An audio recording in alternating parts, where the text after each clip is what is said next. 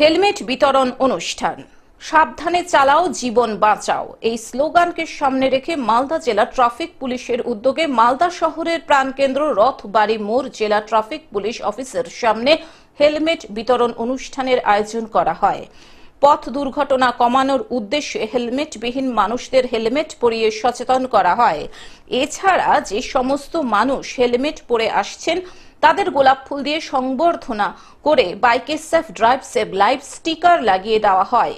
কর্মসূচিতে উপস্থিত ছিলেন traffic DSP Shyamal Chandra Das, traffic IC Debu Chakraborty, traffic officer Sujit Roy, Prabesh Das সহ অন্যান্য আধিকারিকেরা।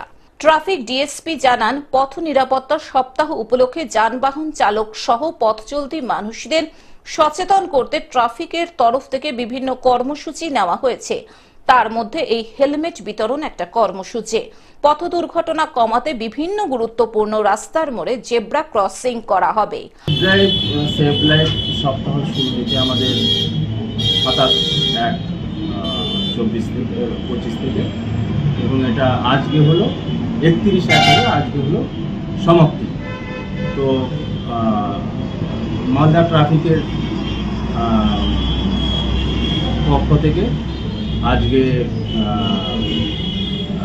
ইংলিশ বাজার ট্রাফিক গার্ডের সামনে একটা ছোট্ট হেলমেট বিতরণ, তারপরে সেভ ড্রাইভ সেভ লাইফ গাড়ির স্টিকার লাগানো, তারপরে ফ্লাওয়ার গোলাপ ফুল দেওয়া, এগুলো দিয়ে আমরা শুরু করছি।